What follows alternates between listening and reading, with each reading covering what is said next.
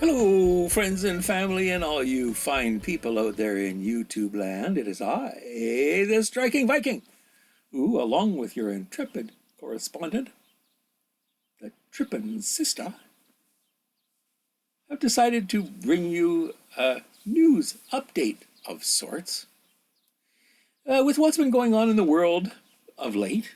And I'm not making reference to anything in specific, but you know exactly what I'm talking about. We decided that we would go and withdraw some money from the bank just to have, a little ready money. And so when we went to the bank, I had thought the previous night that there might be some complications. Needless to say, I didn't worry my beloved about it. Nobody told me. Unnecessarily. But I did tell her before we went into the bank there may be some little bit of holdup with the bank. She asked me why, and I said, it's just a hunch that I have.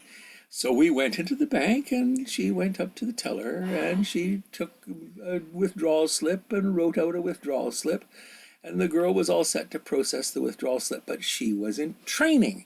So the lady who was her training officer said, now you know what you're supposed to do, right? She goes, yes, give this lady her money.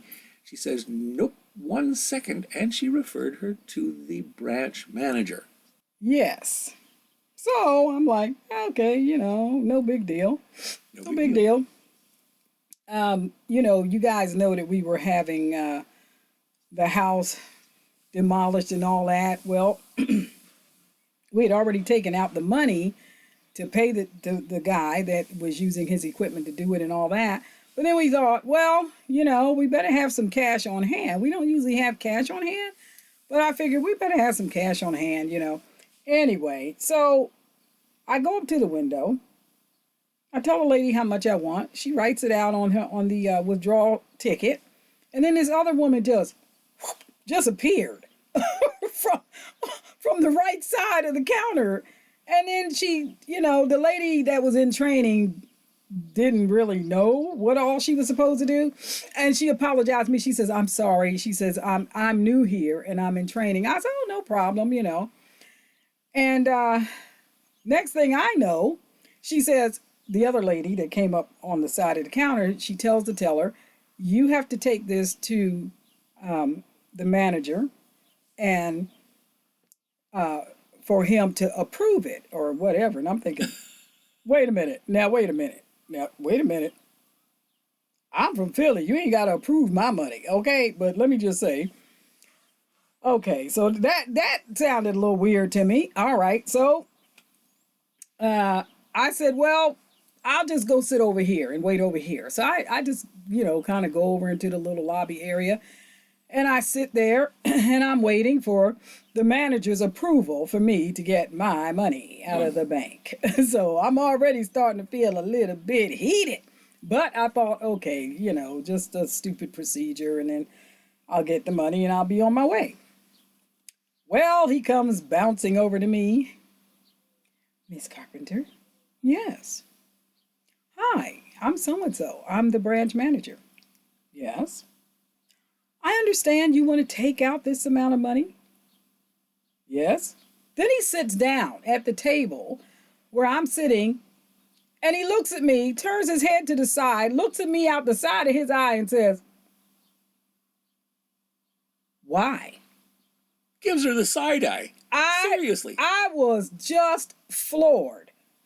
So I turned my head to the side, looked at him out the side of my eye and said, because it's my money. And I want it. And I want it. And he says, well, I understand, but that's a lot of money to take out. Okay. What do you want it for? Excuse me? We about to have a big problem. Okay. What do you mean? Now my head is spinning, okay? Because I'm like, what is happening right now? What is going on? I walked into the bank. I told them how much money I wanted. And the guy is acting like I'm the criminal. Okay, they didn't have no problems with me putting the money in the bank. But I'm trying to get all this money out of the bank. And the guy wants to know why I want it. I was like, first of all, I felt violated that he would even ask me that. And second of all, why is it his business why I want the money? Exactly. What do you need the money for? And Pat said, because it's my money and I want it. The money's in my account. It's my money and I want the money. He proceeded to sort of dance around the point, etc. And I said, well, we were thinking of purchasing another car. Well, we'll be happy to make you out a bank draft. I said, hold on. Just hold your horses. If you give us a bank draft, he says, yes, it's as good as money any day of the week. I said, suppose you give us a bank draft and the bank is closed. Then what are we going to do with it? Because it's not actually money. It's a promise to pay actual money. And he said, oh, no, well, that wouldn't happen. And besides, there's FDIC, Federal Deposit Insurance Corporation. If the bank were closed, the federal government would cover it. I said, yes, I suppose so. At some point in the mythical future, the federal government might decide to give you your money, but it's your money. And by now, they're glaring at each other. And I'm sitting there totally confused about what is happening right now. This is my money. What's the big deal? So he said, well, ever since the Patriot Act, there have been certain stipulations, et cetera, and I gave him the look. Ever since 9/11, he says. And I said, we're not talking about structuring here, which is one of the reasons that the Patriot Act included banking regulations to avoid dirty money flowing through various places and coming out as clean money on the far side. Meanwhile, I'm sitting there like, what's structuring? I don't even know what's structuring. Who's structuring? In any case. So I said, it's our money. We'd like our money. He says, well, I'll be happy to give you a cashier's check or a bank draft, which is not the same thing as money. If you have it in your hand and it's legal tender, that's money. Any other instrument is not money because it doesn't have the same value. It's simply a promise to pay. Now, if you've ever bought anything like a car or a house or something along those lines, you know that it's very common for the bank to transfer the money by way of a bank draft to the vendor so that you, the purchaser, can take possession of the vehicle or house or whatever it is. But it's still not money. It's the same thing as, let's say, gold or silver. If you have gold, that's your gold. You're holding your gold. Right. If it's silver, that's your silver, and you're holding your silver. However, silver certificates. Yeah, that's paper. And, that's just and paper. Gold certificates that's just are paper. neither silver nor are they gold. And if anything should happen, which we pray won't be taking place, but at the same time, it's not actual money. Well, by this time, they're glaring at each other. I'm trying to figure out what is structuring. I'm the only one of us in the three-way conversation that doesn't know what's happening. So Chris decides I have had it, and he left. I looked at him. I could feel my dander rising. Let us say that the hackles on the back of my neck were going up. Meanwhile... and I asked him, he said there are limits that they put in place and we have to report any amount of transfer coming in or going out over a certain limit. And I said, and what is that limit? He said, I'm not allowed to tell you that. I said, is it specified in the Patriot Act? He said, yes, it is. And I said, and what does it say in the Patriot Act? He said, I don't know. You'd have to look up the act. By now. And then you ask him, well, does the bank have a limit? Yes, does the bank have a limit? And he said, yes, it does. And well, what is that limit? Well, I don't feel comfortable telling you that. And I'm sitting there like, what is going on? Well, he abandoned me. He was just hot. And he went and sat on the other side of the room. So I'm sitting there. My head is spinning. I have never experienced anything like that. No. And I said, I don't understand what's going on. He says, your husband mentioned that you were thinking about getting a car. And I said, yeah, I'm thinking about it. And he said, well, wouldn't it be better if I gave you a bank draft for that? I said, well, no, because if I offer to pay somebody cash, they might want to reduce the price, you know? And he says, that's just an awful lot of money to have sitting around in your house. And I said, It well, who wasn't an said? awful lot of money. I said, who said?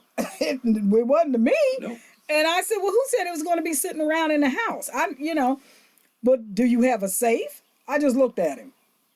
Because you know what? That ain't his business if I have a safe. That's right. My goodness. He says, because if you have a safe, I want to tell you a story about a client that we had that had $44,000 in his safe. And his safe was, what did he say, was drilled into the floor or whatever. Yeah. And he says, and his house flooded. And I said, well, I guess he should have dried out his money. You know what I mean? I'm thinking to myself, so is what? the ink water soluble? I just dry out the money and go about your business. Anyhow, so, and I said, yeah, okay, so he should have just dried it out, right? And he says, well, we had another client. He says, well, not at this branch. Then he goes on to tell me about this other client that wanted to buy some land. And he came into the bank and he wanted $200,000. Now, I wasn't trying to take out $200,000. No. But he says he wanted $200,000. And he says, and that wasn't a problem. I said, and what I want to do is a problem? And he says, well, it wasn't a problem because we told him that we needed to see the deed to the land. Yeah. And he brought us the deed to the land. He said, so it wasn't a problem. I said, I don't understand why this is a problem. He says, ever since 9/11, anything dealing with cash has to be accounted for. Okay. He says, and this is an awful lot of money to just have in your house. Now, it didn't occur to me till a little bit later what he might have been trying to imply.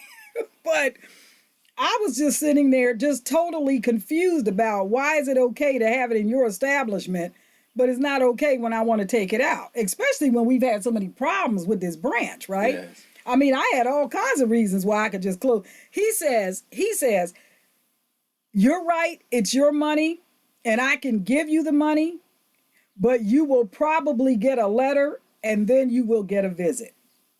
A visit? What do you mean a visit? He says, I'm trying to save you a lot of problems in the future. Yeah. If you want it, I will give it to you, but you're going to get a letter at which point I will be forced to close your account. Yep. And now I'm really shocked. Now my head is really spinning. And he says, and you will get a visit. I couldn't believe it. I just couldn't believe it. And the thing is, we had heard of something like this happening before, but I think it was like in California or something. Mm-hmm.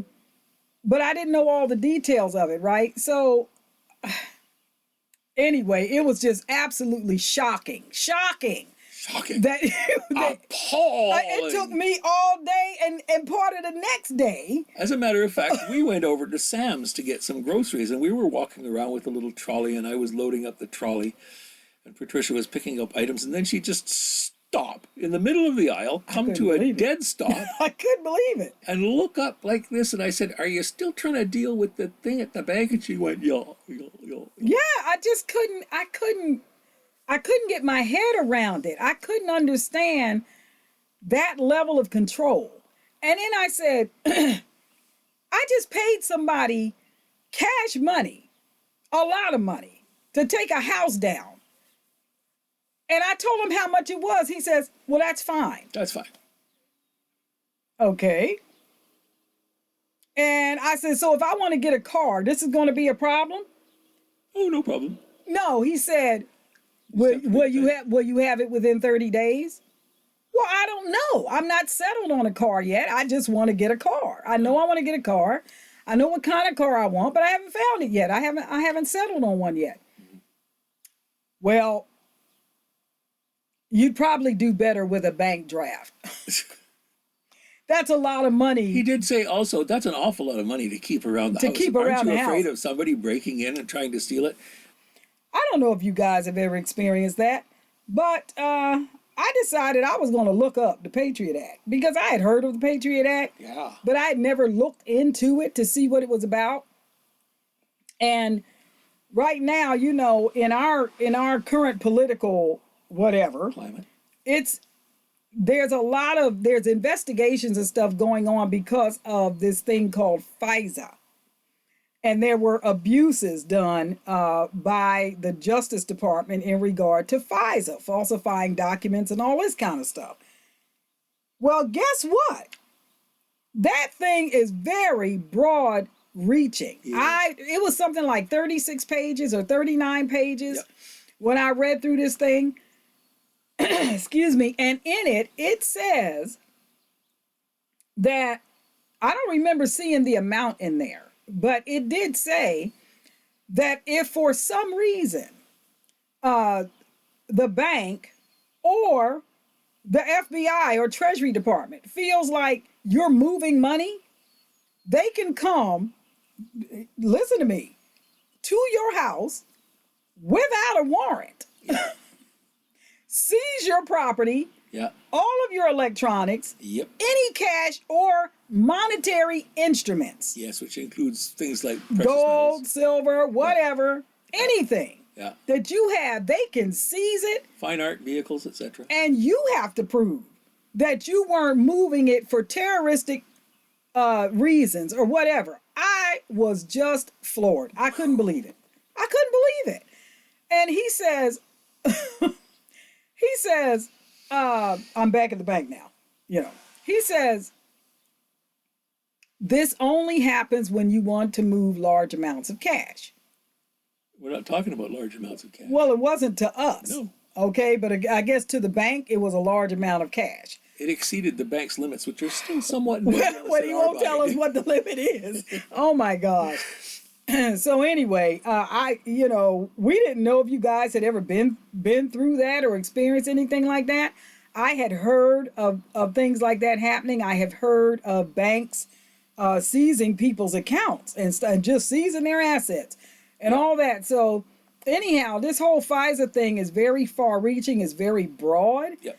You can be investigated and all kinds of stuff done to you without a warrant. Yep. And as a matter of fact, I think it's this coming week that they're supposed to be renewing this. Yeah. And there's some debate about whether it should be renewed the way it is, because it is very broad. There's parts of it that clearly violates an American citizen's constitutional rights to privacy. Yeah. And so it's a big deal. It really is. And I'm telling you, I felt all kinds of things. I felt violated. I felt like I was being treated like a child that had an allowance. Yep. I can't get but so much of my money at a time. I know. So then I said to him, you know what? What if I just wanted to close my accounts out? And he said, you could do that, but they're going to want to know where the money went. Well, wherever I want it to go. He said, and that's the problem. They don't know where it's going. They want to know where it's going because there's been a lot of problems with a lot of cash. He said, once it leaves the bank, we don't know where it's going.